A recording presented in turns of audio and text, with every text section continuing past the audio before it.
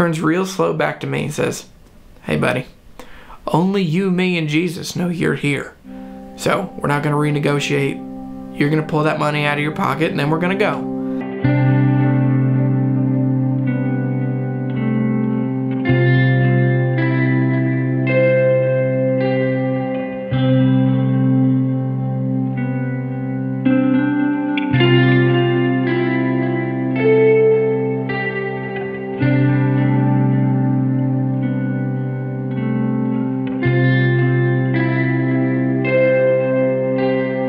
Here's the story of the scariest thing I've ever had happen while buying and selling guitars. It was 2010 or so.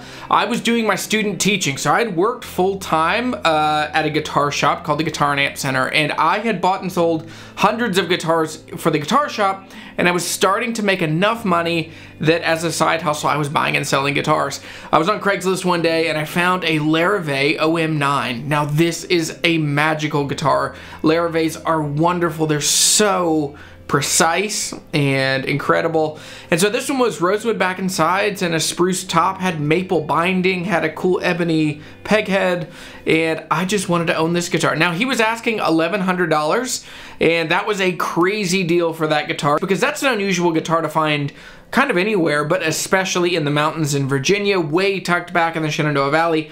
And then the other part of this is to find it for that price. So he was asking $1,100, and I looked for contact information, and this is when it was still pretty normal to not have, to not be able to text or to not have an email address. And so this was definitely just a good old boy who lived in a cabin. So I called the number. And it happened around this time of year, January. It was very dark, very cold. And so I called him and he said, "Yeah, man, well, hey, here's my address, and don't put it in your GPS because that'll get you lost and you're going to lose cell phone service and you won't be able to find me. But write down my address. You could put it in MapQuest, but when you do, make sure you know that if you pass the train tracks, you have gone too far. And so just let me know when you're coming, and $1,100, right?" And I said, "Yeah, $1,100, you know, unless, you know, it's a little different when I get there and we might renegotiate." And he's like, "There will be no renegotiating. It's $1,100. I was like, "All right, man, well, I'll be there. I'll head over around 4. And so I went to class. Now remember, I'm student teaching, so I had to teach the second half of that day. If you don't know, I went to school. I went to James Madison University. I studied special education. I thought I was going to be a teacher most of my life. And so anyway, I went back. I taught the second half of the day. I jumped in the car as soon as I could. I ran by the bank. I got $900 out in one pocket and $200 in the other, and I was going to try and negotiate this guy down to $900 once I saw the guitar. I didn't tell anybody where I was going. I just jumped in the car, ran about an hour way out into the mountains from where I live in Virginia. I finally find this cabin tucked way against the mountains, and I get out of the car. I've got cash in my pockets, and I walk in, and I'm like, "Hey man, how are you?" He's like, "Hey, good to see you, come on in." And he closes the door behind me, which didn't seem weird at the time, but all of a sudden I turned around just in a weird spot of he's standing between me and the door, and then there's the guitar. And I was like, "All right, man, well, here, can I see the guitar?" He gets the guitar out, we look at it, we talk about it, and I just start, my spidey sense is going off a bit. It's just a weird interaction. I play the guitar. It's in incredible condition. There's nothing I can really do to pick apart the guitar. It's just super clean. It's one owner. He bought it from a dealer in Richmond, Virginia, which is a couple hours away. It's kind of the closest bigger city. And I like the guitar. I want to buy it, and but I also want to make a deal because this is how I'm taking care of life and covering bills, was buying and selling guitars. And so I just said, "Hey man, like I love this guitar and I really like to own it. Would you take $900?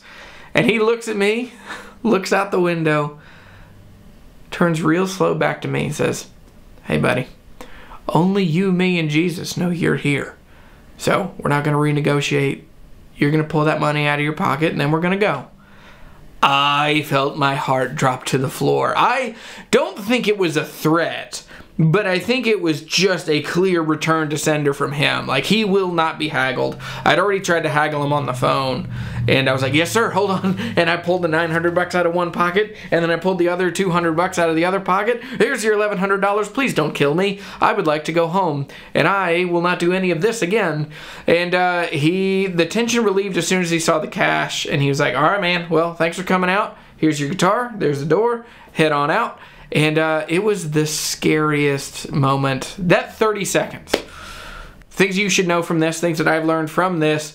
1, always tell someone where you're going. 2, always tell people when you're going somewhere. And to make sure to check in after that deal to make sure everything's okay. Don't go to people's houses. That is the biggest thing I've changed since this interaction, was I don't go to your house, you don't come to my house. We're going to meet in a public place. I'm going to tell people where we're going to meet. And it's been all safe and above board since then. But few moments have been scarier in my life than hearing someone say, only you, me, and Jesus know you're here. So, anyway, live, learn, buy cool guitars, but be safe. Alright, well, that's the scariest day I've ever had buying and selling guitars. Tell me in the comments down below, what was your scariest guitar deal? Have you ever had just a deal go sideways, or just a scary deal, or a moment where you've realized, oh boy, I have gotten myself into a situation that is precarious and potentially dangerous?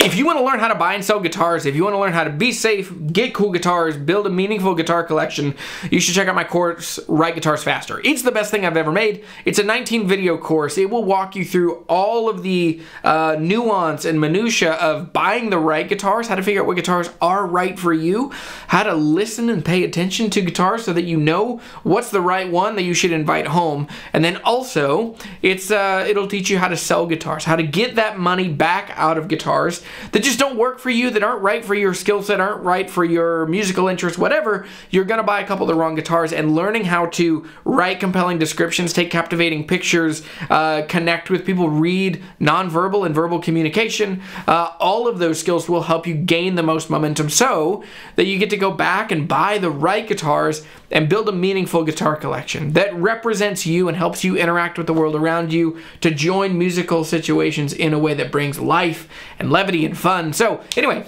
check out Write Guitars Faster. It is the best thing I've ever been able to make, and everyone that's gone through it so far has loved it and been really excited, and I can't wait to hear what you learn about the guitar buying, selling, and collecting process through it. So check it out. Thanks for watching this video. Make sure you're subscribed. I'm Jeremy. I'm the Guitar Hunter.